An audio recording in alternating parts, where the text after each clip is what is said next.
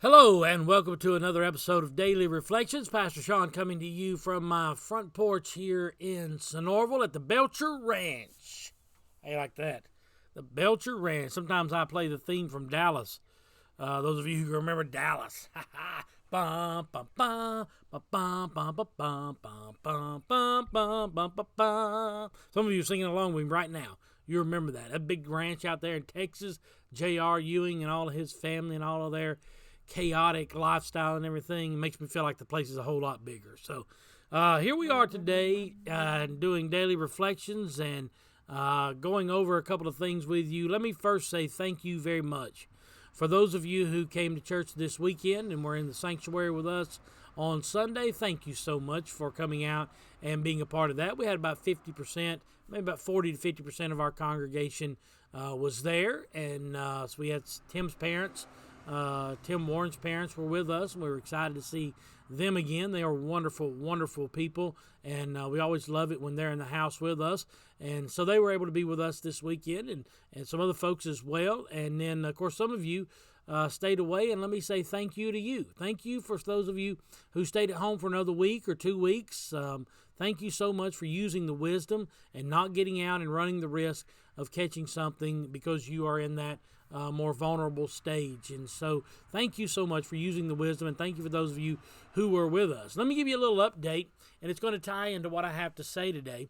We sowed our seed into the World Missions Fund. We raised our goal. We met our goal, and we've talked about that. I don't like to talk about it on the internet, but we've talked about what our goal was, and we met our goal, and we were able to raise the money that we needed to raise, and then we sent our money to the state office with the rest of the state and with all the churches combining together in 1 week. In 1 week, we raised $51,000 plus. It was over $51,000, and I believe the bishop was still getting money when he sent out that last email. His goal was $50,000, and we met that goal above and beyond. And so the North Georgia Church of God sent over $50,000, $51,000 into world missions to meet the needs of those great missionaries who are out there on the field to help them solidify a solid food supply line and to get alternate food from alternate sources and different things like that. So with that said, let me say this to you.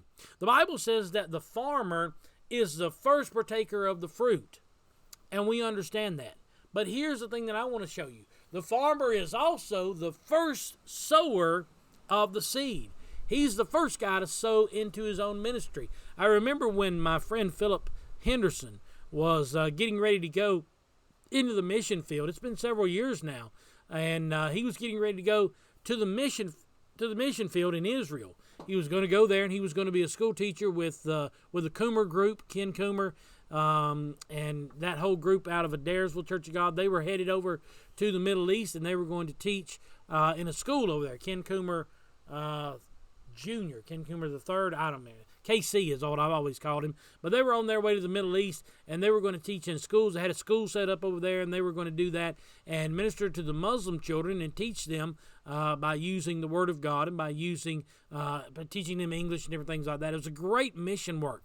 Well, after a couple of years, that changed, and he started going across the border into Syria and does mission work over there with the refugees coming out of those foreign countries and into toward the nation of Israel. And he's in refugee camps and all kind of different places and doing all kind of amazing work. But I remember when he and I were sitting at youth camp, and we were talking about him going into that type of ministry. The Coomers had approached him about it, and he was talking about going into it, and he was an attorney. He was an attorney. He had went through college. He had passed the bar. He had done everything he needed to do to become an attorney. And he held his attorney's license in the state of Georgia and was an attorney down around Atlanta, and he let all of that go.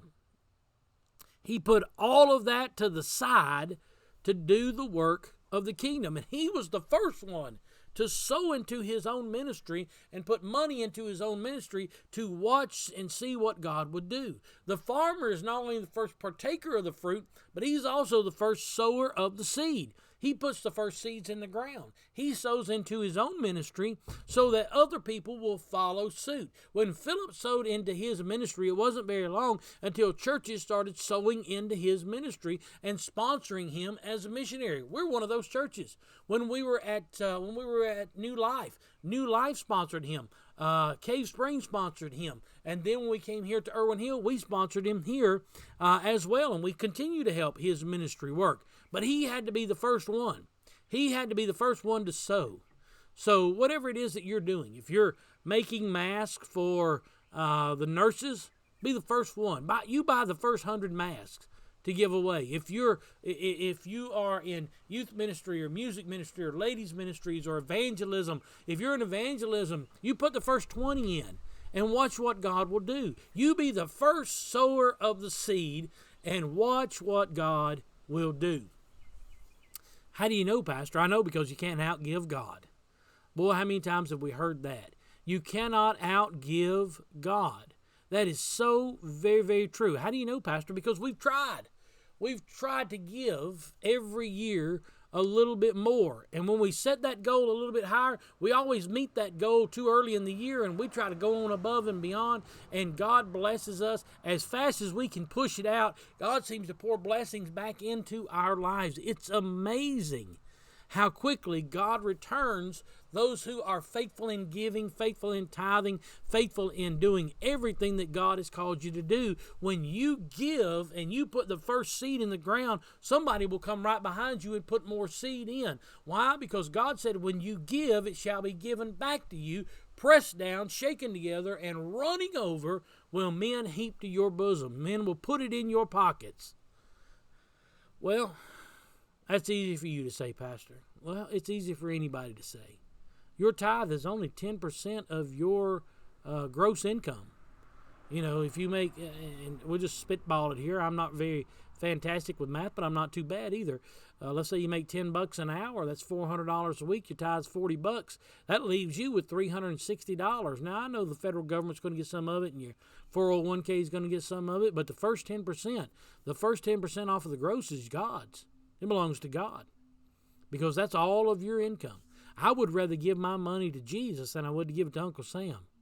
I'll let God get the first off of it, and not Uncle Sam, not my 401k, not my insurance. None. God gets the first, and the blessings do not slow down. That was a friend of mine from Gordon Central, Alan Hughes.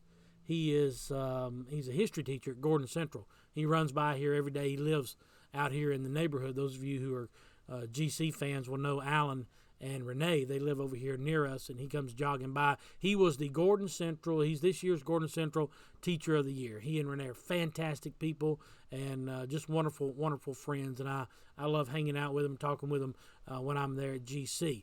Let me get back to my point. The first sower of the seed needs to be you. You have to be the first one to sow into your life. You have to be the first one to sow into your ministry, and watch God send more people sowing seed into your ministry and into your life. How do you know, Pastor? Because I've done it. I've done it. When I did a little evangelism work, I was always the first one to drop something in the offering. There's nothing worse than watching an evangelist preach, and when the offering bag comes by, he doesn't put anything in. Doesn't put anything in for himself. So I always put something in to start with, and God always blessed us. When we were in children's ministry, we were the first ones to buy the snacks and the drinks and all of that stuff, and we didn't get a reimbursement. We just sowed into the ministry, trusting that God would meet the needs that we had in our lives. And I've told you the stories. We struggled at times, but we never died. We didn't die. we didn't starve to death, but it was tough at times. But God always honored us. And then when we got to New Life, you know, we were some of the first people to buy freezers, or we were the first ones to give into the food bank ministry, the food pantry ministry. And I'm not bragging on myself. I'm using myself as an example for what you can do and how God can bless you. Be the first fruit, or be the first partaker of the fruit, but also be the first sower of the seed. And I promise you, God will not let you down. Coming from my front porch this afternoon, here in Sonoraville. I'm not going to do the theme from Dallas again. I've already got it stuck in your head. I am Pastor Sean saying that I love you. I've had a fun time with you today. Look for me again tomorrow. We're going to do some different locations and different things this week. It's going to be a lot of fun. God bless you is my prayer.